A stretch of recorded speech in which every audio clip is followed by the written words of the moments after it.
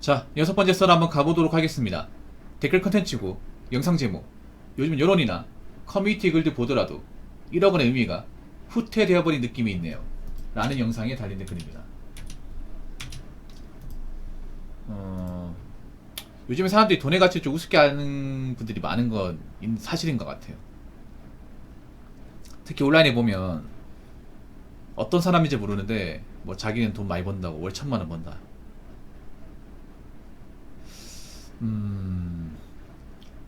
점점 뭔가 사람들이 현금 자산의 의미를 좀 그 같이 절하는데, 근데 웃긴 게 뭐냐 하면 점점 가면 가서 사람들이 현금 자산은 없다는 거죠.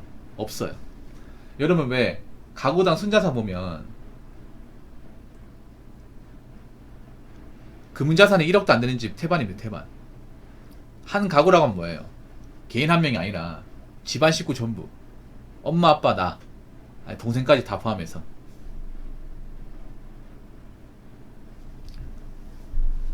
근데 지금 어떤 문제 발생해요? 현금 자산이 없어가지고 문제가 발생하죠. 현금은 없는데 빚만 있어가지고.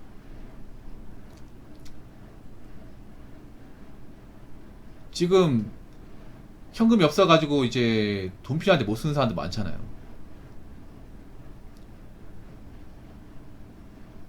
근데 그 현금을 제대로 관리하지 못한 사람들이 많다고요.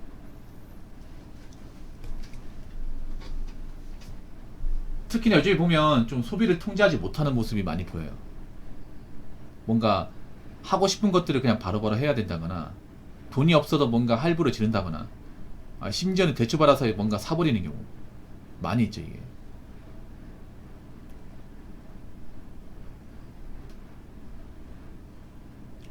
자동차도 요즘에 보면 일시불로 산 사람이 거의 없어요. 일시불. 요즘 자동차 비싸지 않나? 국산차도 비싸거든요. 비싼데 나이가 어려 보이는데 차 모는 사람들이 좀 많이 있어요.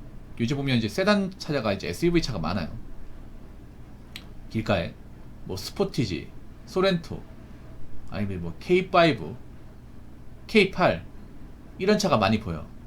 근데 이런 차가 비싸요. 중고로도 싸지 않습니다. 근데 이런 차를 덜컥 구입합니다. 돈을 잘 벌어서? 아니에요. 대출이 쉽게 나오기 때문에.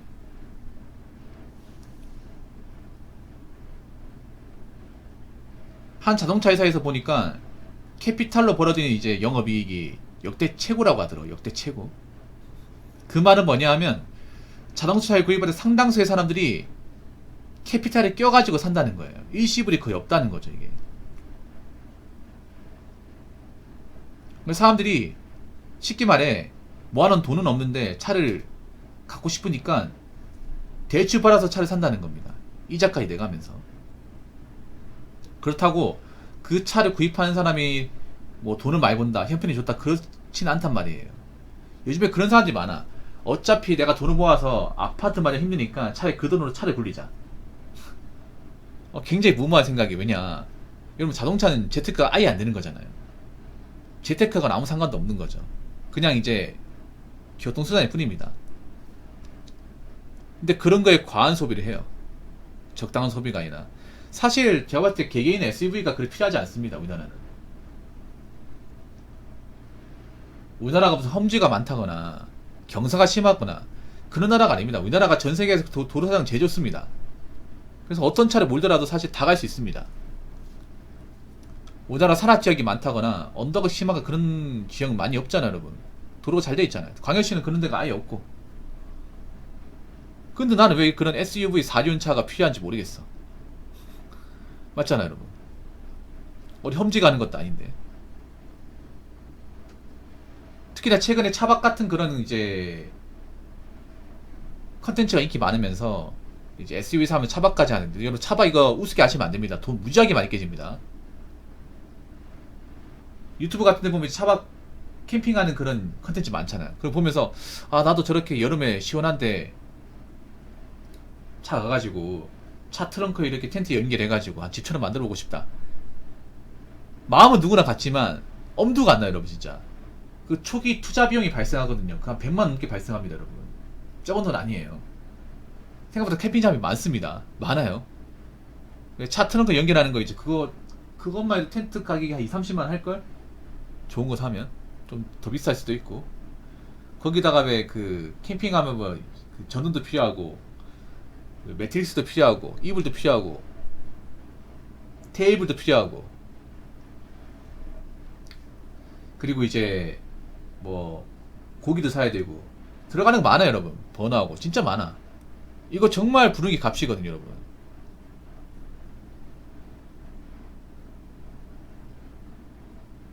그리고 차박도 아무데나 하시면 안 돼요 여러분. 차박할 수 있는 장소가 있거든요. 캠핑장이 있습니다. 캠핑장도 공짜 아니에요. 그 돈 주고 합니다. 돈 주고. 다 돈이에요. 그래서 그게 굉장히 럭셔리 취미입니다 여러분.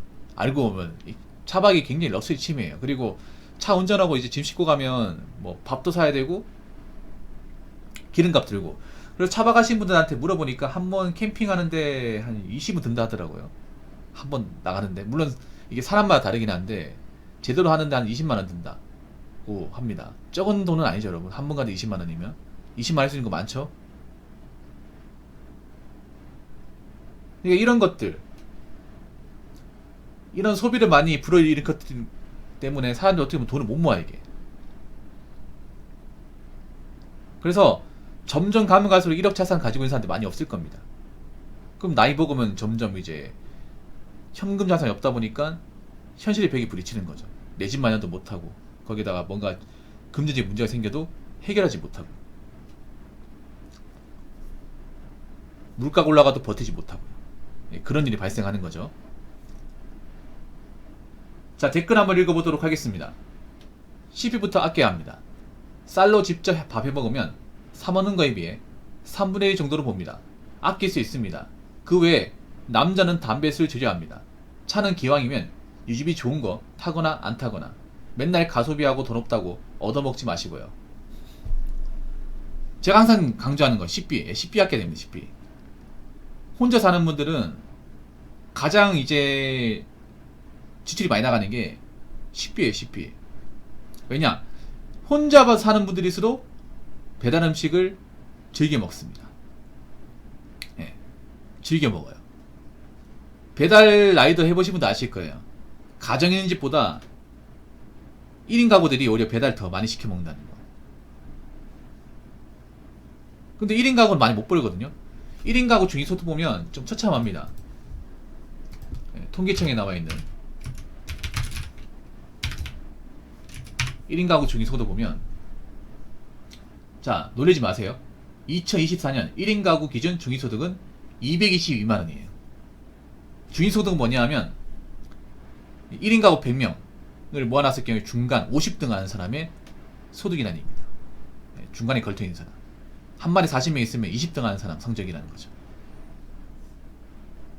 딱 중간에 위치한 사람의 소득이 222만원이에요. 보통 통계에서 얘기하는 소득은요, 세해 전입니다. 4대보험 떼기 전. 그래서 4대보험을 떼면 200이에요. 200이 안 되는 돈입니다.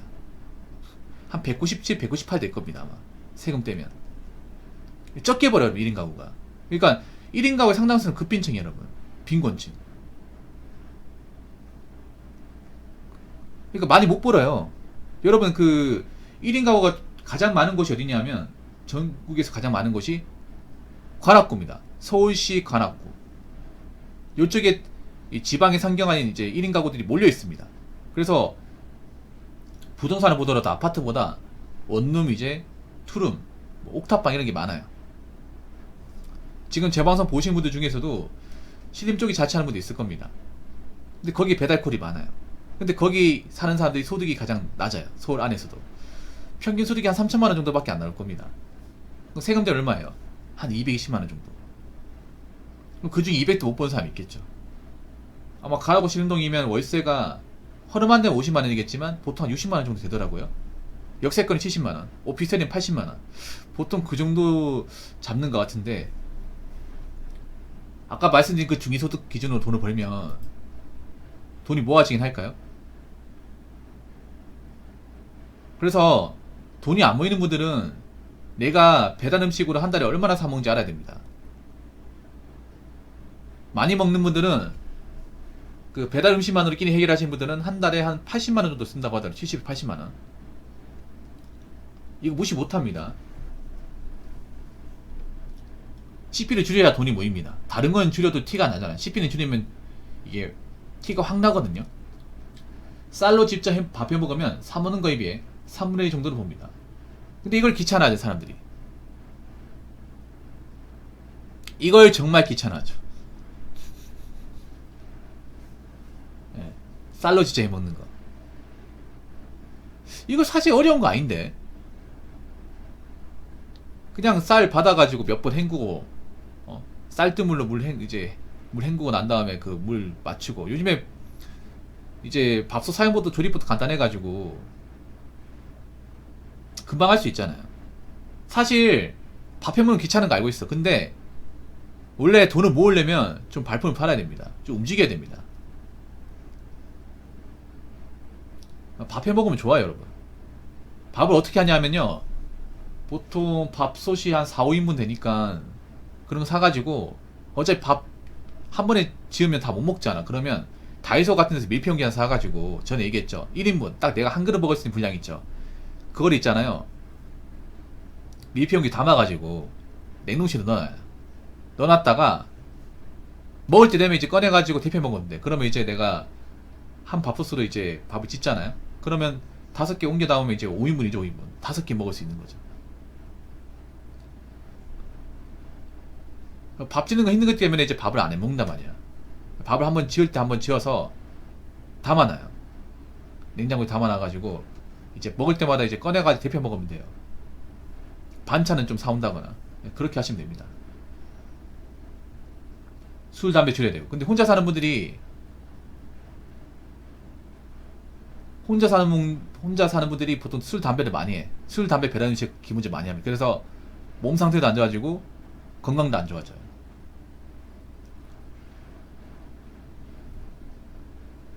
그래서 제가 누누이 말씀드리지만, 혼자 사는 분들 돈 안 먹고 살면 안 됩니다. 이게 돈 안 먹고 살면 안 돼요.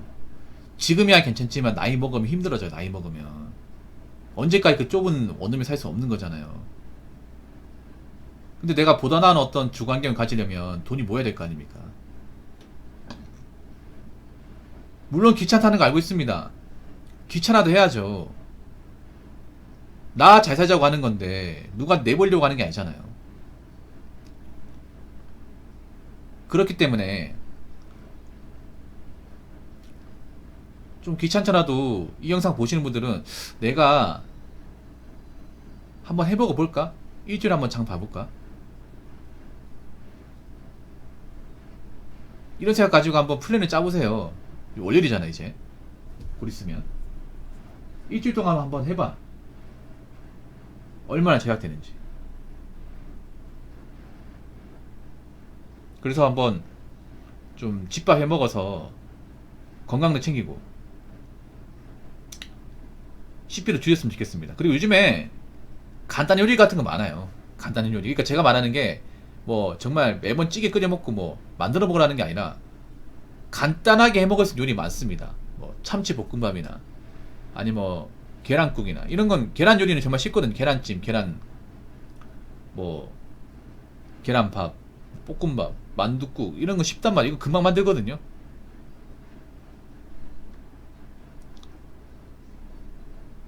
간단하게 먹을 수 있는 것들, 그런 것들 좀 알면 좋습니다. 그래서 좀 나간 지출 최대한 줄여서 어떻게든 돈을 모아서 지금 사는 것보다 보다 나은 곳으로 좀 사셨으면 좋겠습니다. 자, 이상으로 6번째 썰 마치도록 하겠습니다.